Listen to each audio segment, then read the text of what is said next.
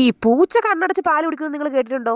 അതുപോലാണ് എന്റെ ചെയ്തുകുട്ടിയും. അവള് നേണ്ട കണ്ണടച്ച് വെച്ചിട്ട് പാല് കുടിക്കുകയാണ്. ആള് നല്ല ഉറക്കത്തിലാണ്, എന്നാലും വർക്കിങ്ങിലാണ്. സാധാരണ ദിവസം എന്നും രാവിലെ ഒരു 9 മണിയൊക്കെ കഴിയുമ്പോഴാണ് ബ്രേക്ക്ഫാസ്റ്റ് ഉണ്ടാക്കാറ്. ഇന്നിവിടെ വെളുപ്പിന് 5 മണിക്കേ തുടങ്ങിയിട്ടുണ്ട്. രാവിലെ കിച്ചണിൽ അമ്മ എപ്പോഴും ഉണ്ടാവാറുണ്ട്. പക്ഷെ ഇന്ന് നോക്കിയപ്പോൾ അമ്മയെ കാണാനില്ല. പുറത്തുപോയി നോക്കിയപ്പോൾ അച്ഛൻ നിന്നത് മരങ്ങളെല്ലാം വെട്ടുന്നുണ്ട്. എന്നാ പിന്നെ അമ്മയെ കാണാണ്ടായി എന്നുള്ള പരസ്യം പത്രത്തിൽ കൊടുക്കുന്നതിന് മുന്നേ വീടും പരിസരവും ഒന്ന് നന്നായിട്ട് അരിച്ചു പറക്കി നോക്കാന്ന് വിചാരിച്ചു. അങ്ങനെ ആ റബ്ബർ തോട്ടം മുഴുവനും ഞാനും ചെയ്തിട്ട് ഇവിടെ അലഞ്ഞു കിടന്നപ്പോൾ ദേ നിന്ന് റബ്ബർ മരം വെട്ടിക്കൊണ്ടിരിക്കുന്നു എന്റെ അമ്മ. കുറെ ദിവസമായിട്ട് അമ്മയ്ക്ക് സുഖമില്ലാത്തതുകൊണ്ട് റബ്ബർ മരം വെട്ടാനും നമ്മൾ പോകുന്നില്ലായിരുന്നു. ഇപ്പൊ ഇച്ചിരി ആളിന് കുറവുണ്ടോന്ന് തോന്നുന്നു. അതാണ് രാവിലെ ഇറങ്ങിയിട്ടുണ്ടേ കത്തിയും കൊണ്ട്. ഇച്ചിരി ഒന്ന് അസുഖം മാറി തല മുങ്ങിക്കഴിഞ്ഞാൽ പിന്നെ വീട്ടിൽ ഇരിക്കാൻ എന്റെ അമ്മയ്ക്ക് ഭയങ്കര ബുദ്ധിമുട്ടാണ്. എന്റെ അച്ഛന്റെ അമ്മയുടെ രക്തത്തിൽ അലിഞ്ഞു പോയൊരു ജോലിയാണ് റബ്ബർ ടാപ്പിംഗ്. അതുകൊണ്ട് തന്നെ മതിയാക്കാൻ പറഞ്ഞാലോട്ട് കേൾക്കത്തുമില്ല. അവർക്ക് കിടപ്പിലാവുന്നവരെ മക്കളെ ആശ്രയിക്കാതെ ജീവിക്കണം എന്നുള്ള വാശി. എന്നാ പിന്നെ നടക്കട്ടെ എന്ന് ഞാനും. ഒരു കണക്കിന് വീട്ടിൽ വെറുതെ ഇരുന്ന് അസുഖങ്ങൾ പിടിപ്പിക്കുന്നതിനേക്കാളും നല്ലത് ചെയ്യാൻ പറ്റുന്ന ജോലികൾ ചെയ്യുന്നതിനായിരിക്കും നല്ലതല്ലേ. അങ്ങനെ രാവിലെ തന്നെ അമ്മയെ കണ്ടുകിട്ടിയ സന്തോഷത്തിൽ ഞാനും ചെയ്തുട്ടിങ്ങടെ കയ്യിൽ കിട്ടിയ ചുള്ളിക്കമ്പം കൊണ്ട് ദേ വീട്ടിലേക്ക് പോവാണേ. നമുക്കിന്ന് രാവിലെ കഴിക്കാൻ ഇഡ്ഡലിയും സാമ്പാറുമാണ്. ദേ ഒരു സെക്ഷൻ ഇഡ്ഡലിക്കുള്ള മാവ് ഇവിടെ കോരി ഒഴിച്ചിരിക്കുന്നേ ഉള്ളൂ. അത് വെന്തിട്ടില്ല കേട്ടോ. ആദ്യം ഉണ്ടാക്കി ഇഡ്ഡലി ദേണ്ട ഇവിടെ അടച്ചു വെച്ചിട്ടുണ്ട്. പിന്നെ ദേ സാമ്പാറും ഇരിപ്പുണ്ട്. സാമ്പാർ ഇന്നലെ വൈകുന്നേരം തന്നെ അമ്മ ഉണ്ടാക്കി വെച്ചതാണ്. ഇന്ന് എന്താണ് ഇത്രയും തിരക്ക് പിടിച്ച ജോലികൾ ചെയ്യുന്നതെന്ന് വെച്ചാൽ ഇന്ന് ഇലക്ഷൻ ഡേ ആണ്. നമ്മൾ നിൽക്കുന്നത് ആയൂരാണല്ലോ. നമുക്ക് വിതിരയിൽ പോയാൽ മാത്രമേ വോട്ടിടാൻ പറ്റൂ. അപ്പോൾ രാവിലെ ഫുഡൊക്കെ കഴിച്ചിട്ട് പോകാനുള്ള പ്ലാനിങ്ങിലാണ്. ഇതിനിടയ്ക്ക് അമ്മ റബ്ബർ ടാപ്പിംഗ് ഒക്കെ കഴിഞ്ഞ് അവിടെ വന്നിരിപ്പുണ്ട്. ഞാനൊരു ഗ്ലാസ് കട്ടൻ ചായ കുടിക്കാൻ വേണ്ടി എടുത്തതും ചെയ്തിട്ട് ഇതേ അവിടെ സ്ഥിരം പരിപാടി തുടങ്ങിയിട്ടുണ്ട് കരച്ചിൽ. ചെയ്തോന് ഇപ്പോൾ വീടിനകത്ത് നിൽക്കുന്നതിനോട് വലിയ താല്പര്യമില്ല. എപ്പോഴും പുറത്ത് വരണം കേട്ടോ. അതിന് ചെരിപ്പുറത്തോട് തരുവാണ് ഇട്ട് കൊടുക്കാനായിട്ട്. ഞാൻ പിന്നെ കട്ടൻ ചായ ഒക്കെ കുടിച്ചതിന് ശേഷം ചെയ്തിട്ടുള്ള കുറുക്കുണ്ടാക്കുവാണ്. ഇപ്പൊ ഞാൻ അവർക്ക് സെർലാക്ക് മാറ്റിയിട്ട് ബേബി വിറ്റാണ് കൊടുക്കുന്നത് കേട്ടോ.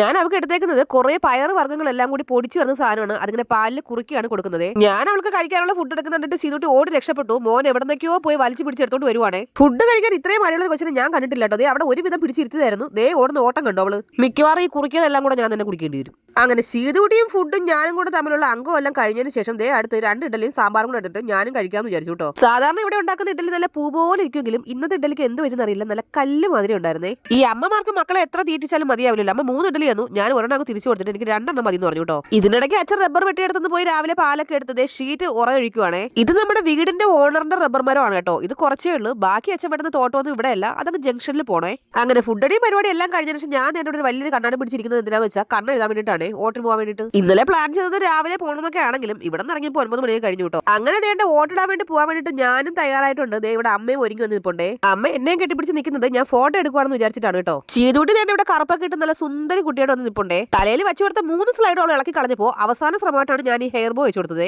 എന്റെ മോൻ ഒരു പേഴ്സ് മേടിച്ചതിന് ശേഷം ഇപ്പൊ എവിടെ പോയാലും ദേ അതും കൊണ്ട് നടക്കത്തുള്ളൂ കേട്ടോ. അങ്ങനെ ഞാനും കറുത്ത ടോപ്പ് പോയിട്ട് വവ്വാലിന്റെ പാന്റ് ഇട്ട് ദേ ഇറങ്ങിയിട്ടുണ്ട്. ചുരിദാറിന്റെ കൂടെ ഷോൾ ഇട്ടില്ലേന്നാണെങ്കിൽ ആ പറഞ്ഞ സാധനമാണ് എന്റെ കയ്യിൽ ഈ ചുരുട്ടി പിടിച്ചിരിക്കുന്നത്. വണ്ടിയിൽ കയറിയിട്ട് ഇടാന്ന് വിചാരിച്ചിട്ടാണ് കയ്യിൽ എടുത്ത് വെച്ചത് കേട്ടോ. ഞാൻ ഇട്ടേക്കുന്ന ഈ ചുരിദാർ ഞാൻ ഓൺലൈനായിട്ട് മേടിച്ചാണ്. ഒരു അടിപൊളി ടോപ്പാണ് കേട്ടോ. എനിക്ക് ഭയങ്കരമായിട്ട് ഇഷ്ടപ്പെട്ടു. പക്ഷെ ലിങ്ക് നോക്കിയിട്ട് കിട്ടുന്നില്ല കേട്ടോ. കിട്ടുവാണെങ്കിൽ ഞാൻ ടാഗ് ചെയ്തേക്കാവേ. അങ്ങനെ എന്റെ അവകാശമാണ് എന്റെ ഓട്ടം എന്ന് പറഞ്ഞ് ദേ അച്ഛനും ഇവിടെ തയ്യാറായി നിപ്പുണ്ട് ഓട്ടിടാൻ പോകാനായിട്ട് കേട്ടോ. സാധാരണ പുറത്തൊക്കെ പോകുമ്പോൾ മോന്റെ കയ്യിലെ പേഴ്സിൽ നിന്ന് പൈസ എടുത്തിട്ടാണ് ഞാൻ എന്തെങ്കിലുമൊക്കെ മേടിക്കാറുള്ളത്. ഇന്നിപ്പോ പേഴ്സ് ഞാൻ തരത്തില്ല എന്ന് പറഞ്ഞ് കയ്യിൽ എടുത്തുകൊണ്ടിരിക്കുവാണേ.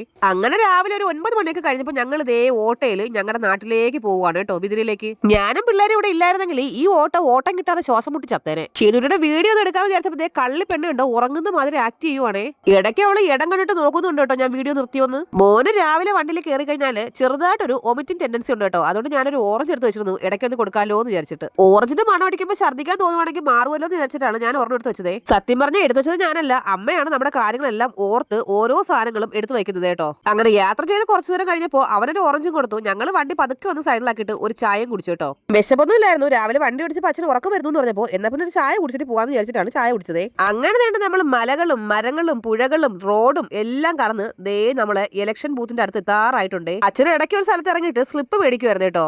ഇനിയിപ്പോ അങ്ങോട്ട് പോകുമ്പോൾ കുറച്ച് എക്സൈറ്റ്മെന്റും കൂടെ ഉണ്ട് കേട്ടോ. അതെന്താന്ന് വെച്ചാല് ഇലക്ഷൻ ബൂത്ത് ഞാൻ പഠിച്ചിരുന്ന സ്കൂളിലാണ്.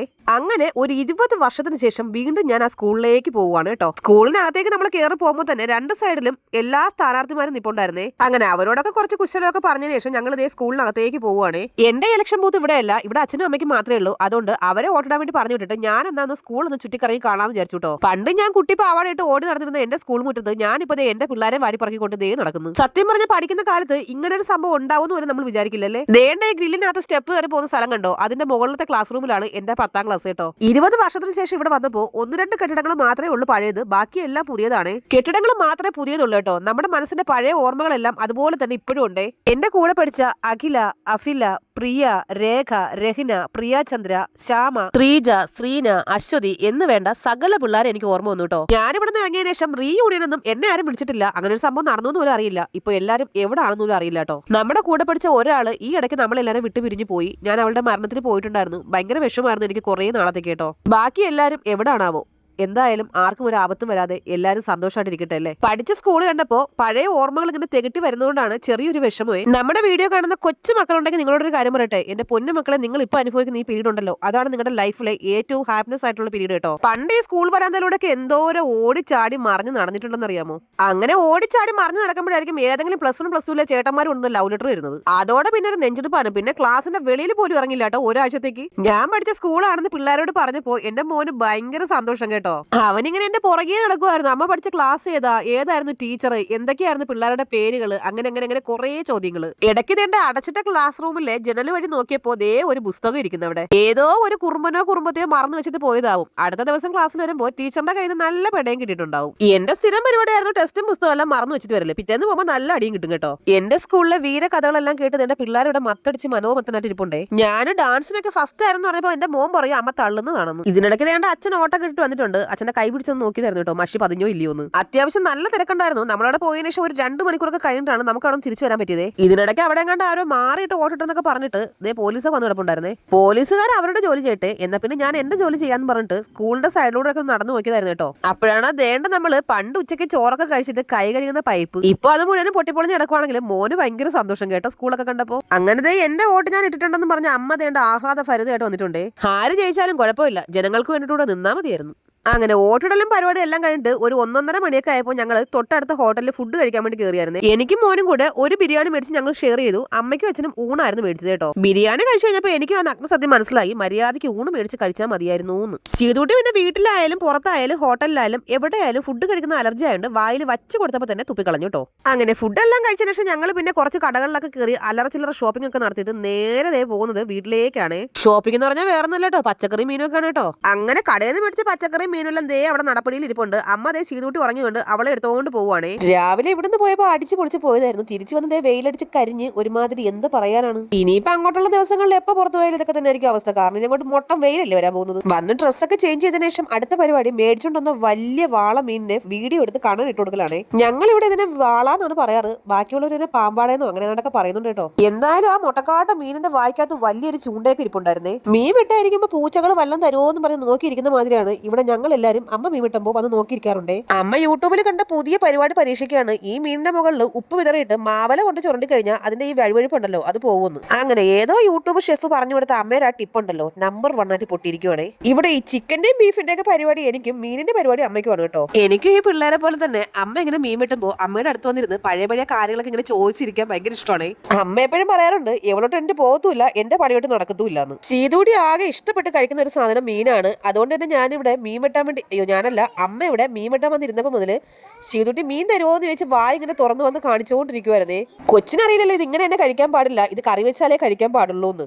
അവള് ഇടയ്ക്കിടയ്ക്ക് ഓടി വന്ന് അവളുടെ കുഞ്ഞു വായ തുറന്ന് കാണിക്കും കേട്ടോ. അമ്മ ഇപ്പൊ പറയും ഓർഡർ എന്ന് പറയും. ഇതിനിടയ്ക്ക് വെട്ടുന്ന കത്തിക്ക് മൂർച്ചയില്ലാന്ന് പറഞ്ഞ അമ്മ തന്റെ ഷാർപ്പനറൊക്കെ എടുത്ത് വെച്ചിട്ട് ഇരുന്ന് മൂർച്ച വരുത്തുവാണേ. അമ്മ മീൻ വെട്ടിക്കൊണ്ടിരുന്നപ്പോഴാണ് ഞാനൊരു കാര്യം ആലോചിച്ചത്, മേടിച്ചോണ്ടെന്ന് മുന്തിരിങ്ങ എടുത്ത് വെള്ളത്തിലിട്ടില്ലായിരുന്നു കേട്ടോ. മുന്തിരിങ്ങയിലേക്കാണല്ലോ ഒരുപാട് വിഷാംശം വരുന്നത്. അതുകൊണ്ട് ഞാനിവിടെ മുന്തിരിങ്ങ മേടിച്ച് 1 സ്പൂൺ ഉപ്പും കൂടെ ചേർത്തിട്ട് വെള്ളത്തിൽ 2 മണിക്കൂർ ഇട്ടേക്കുവേ. ഇത് കേട്ടിട്ട് ഇവിടെ വീട്ടിലുള്ളവർ പറയുന്നത് ഇപ്പൊ മുന്തിരിങ്ങക്കാളും കൂടുതൽ വിഷാംശവും കെമിക്കലും ഒക്കെ വരുന്നത് ഉപ്പിലായിരിക്കും. പിന്നെ ഞങ്ങൾ വരുന്ന വഴിക്ക് ദേണ്ട ഈ മീൻ പോലെ ഇരിക്കുന്ന ഒരു സ്നാക്സ് മേടിച്ചായിരുന്നു. ഇതിനകത്ത് ഫുള്ള് സ്വീറ്റ്സ് ആണെന്നാണ് പറഞ്ഞേട്ടോ. എന്തായാലും സംഗതി കാണാൻ വലിയ ചുണ്ടും കണ്ണും വാലും എല്ലാം ഉണ്ട്. കറക്റ്റ് ഒരു മീൻ തന്നെ കേട്ടോ. ഇതൊക്കെ ഇങ്ങനെ ഉണ്ടാക്കിയെടുക്കുന്ന കലാകാരന്മാരെ സമ്മതിക്കണമല്ലേ. ഞാൻ എന്തായാലും ഒന്ന് കടിച്ചിട്ട് ടേസ്റ്റ് ചെയ്ത് നോക്കിയതായിരുന്നു. സാധനം നല്ല സൂപ്പറാണ്, നല്ല ക്രിസ്പി ആയിട്ടിരിക്കുന്നുണ്ട്. മോൻ ഇപ്പൊ തന്നെ ഒരെണ്ണം കഴിക്കുമെന്ന് പറഞ്ഞ് എടുത്തോണ്ട് വെച്ചതായിരുന്നു. പക്ഷെ അവൻ ഇച്ചിരി കഴിച്ചോളൂ, കാരണം അത്രയ്ക്ക് വലിപ്പം ഉണ്ടായിരുന്നു കേട്ടോ. അതിനകത്ത് ദേ കണ്ടോ ഇങ്ങനെയാണ് ഇരുന്നത്. പിന്നെ ഞാൻ അവൻ കഴിച്ചതിന്റെ ബാക്കി എടുത്ത് കഴിക്കാന്ന് വിചാരിച്ചിട്ട് കട്ടൻ ചായ ഇട്ടു, അതും കഴിച്ചു കേട്ടോ. എനിക്കെന്തായാലും സാധനം ഭയങ്കര ഇഷ്ടമായി. വലിയ മധുരമല്ല, എന്നാലും നല്ല ടേസ്റ്റ് ഉണ്ട്. ഞങ്ങളുടെ ജോലികൾ ഇവിടെ തുടർന്നുകൊണ്ടേ ഇരിക്കുകയാണ്. അപ്പൊ അടുത്തൊരു വീഡിയോയിൽ കാണുന്നവരെ എല്ലാവർക്കും ടാറ്റാ.